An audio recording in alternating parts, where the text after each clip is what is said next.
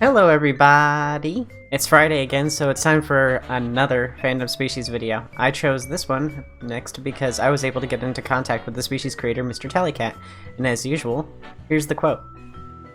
Tibas have been a part of my life since I was 10.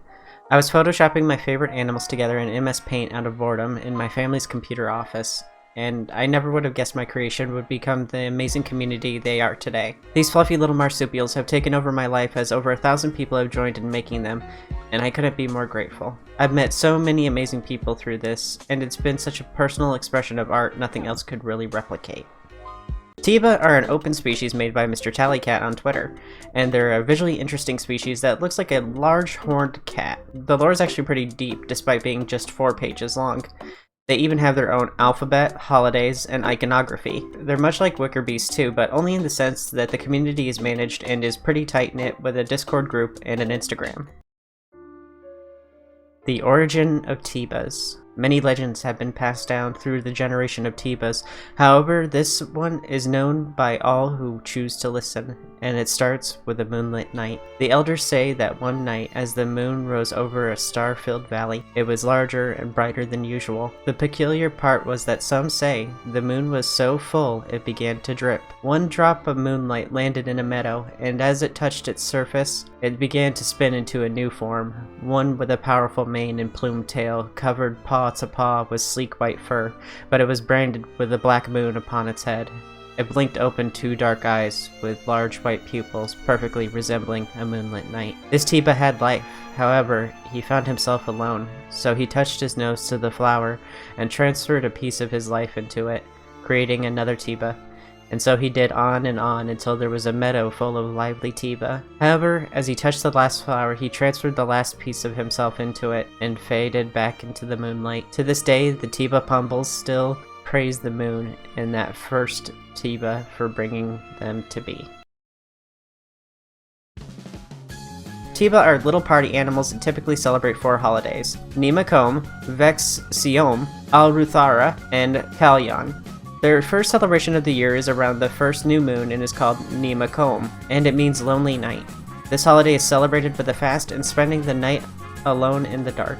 This is to honor Kutamo, whose sacrifice created them. Vex Siom, or Night of Strength, celebrates the full moon after Nimakom. Tibas come together to celebrate their creation with flowers and prayer. Alruthara, also known as the Festival of Flowers, is celebrated at the start of spring. This one is a big party with flower crowns, games, quality time with the people they love, and bonfires. And lastly, we have the best holiday, the one where they eat all day and go to sleep. This one is Kalyan, the Great Sleep. The language is seen here, called Ivarian. They seem to use something similar to runes. The quirk about this language is that they don't use capitalization or punctuation.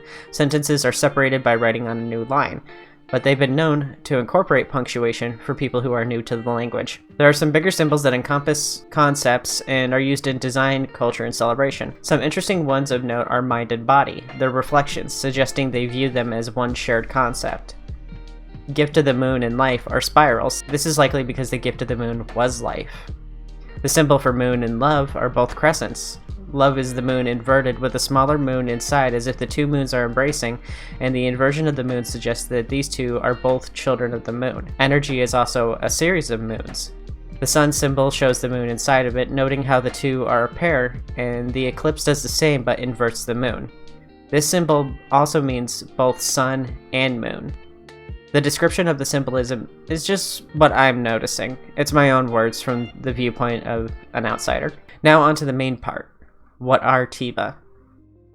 The average Tiba is wide and short with big paws and ears. In regard to the body shape, think bears. Like bears, they can also stand on their hind legs and walk. There are 2 variants of Tiba. Both variants of Tiba have a Y-shaped nose similar to rabbits, large lower fangs, big ears on the side of their heads, mane, badger-like claws, a big thick tail, and both sexes of the species have a pouch on the stomach. The mane comes in 3 flavors. Mane Classic. This is your full calorie and full flavor mane. It covers the neck, but not the head, then trails down to to the back to the base of the tail with a dollop of floof on the tip. Mohawk is a flavor for the young and rebellious, but still has all that main classic flavor. Mohawk is similar, however there is hair on the head in a mohawk pattern that trails all the way down the back and to the tail tip. Cape is the flavor for floof connoisseurs. It's similar to the classic flavor, but goes down the back of the leg and is on the ears and the underside of the tail and lower stomach. For our first variant, we have the Cabo. Of the two variants, Cabo are the more common ones. They're incredibly social and live in large packs called pumbles.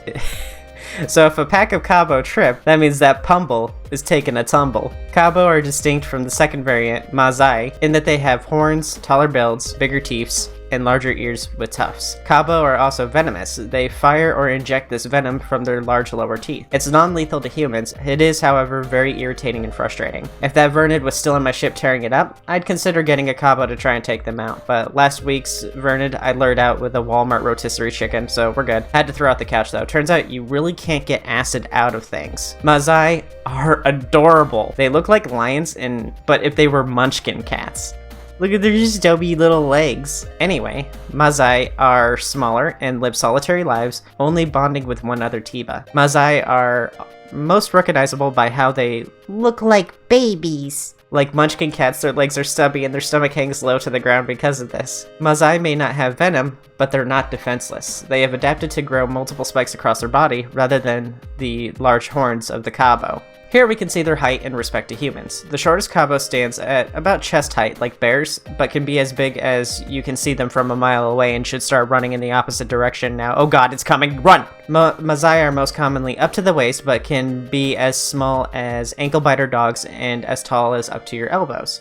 Mazai aren't actually babies, they're just smaller than the other ones. So let's talk about the babs. Tiba babies are called pups and chicks, and like some species of sharks and snakes, they can have either live births or eggs. A standard litter is from 1 to 3 puppos. Pups are much thicker and fluffier to protect from the cold. Their paws even more so. This hair goes away after about a year and they stop being cute and get put in the dumpster. There are Tiba Cabo and Mazai hybrids, but they cannot reproduce with other non-Tiba species. Cabo pups don't have any horns at birth, which is for the best. I can't imagine birthing would be terribly fun with horns. It's not a terribly fun process in the first place. Mazai spikes start growing at 2 years old and horns at 5. Mazai are fully grown at 15, but their horns keep growing long after that. What do these grizzly bear house cats eat? They're omnivorous and eat berries, nuts, birds, fish, and low-growing foliage. Like cattle, they have more than one stomach. They have 2. One for meat and one for plant life. Although if they're having a rough time and can't find enough food, they can always regain their energy with moonbathing. This is similar to how cats sunbathe for warmth. Tiba will lay in the moon and use its light to recharge. This is most commonly practiced during holidays, but afterwards they're energized and ready to go for the next day. Now for the last bit, abnormalities.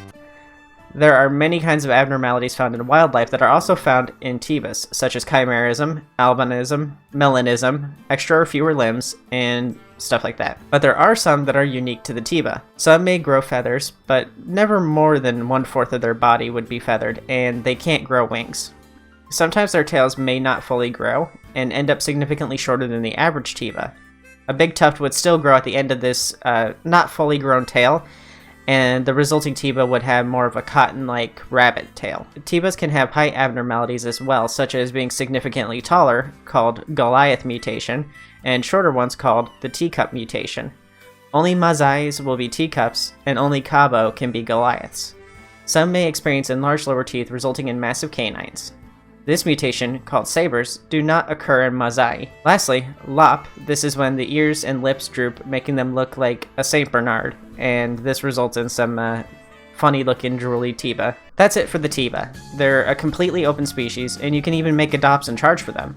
The only real rules is what we covered, and if it's not in here, it's not allowed, like gills. You can even make them into anthros like furries, and make NSFW if you want. But NSFW should only be made and owned by adults and shared in explicitly adult places, so that minors don't accidentally happen upon your NSFW. If you want to join the Discord, I put the links in the description as well as Mr. Tallycat's Twitter. Tell us what you think of Tibas. Tallycat watches my videos too, so he might even see your comment.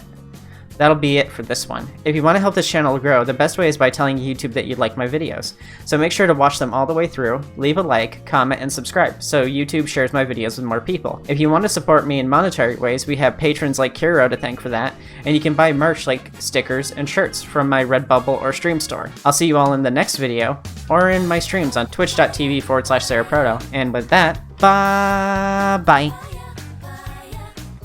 Luthen the Bard said, Vernid are a pretty interesting species. I can definitely relate to shooting acid, as I too get heartburn. If you want to be a viewer of the week, all you have to do is comment below. If I like your comment, I'll probably put it in the next video.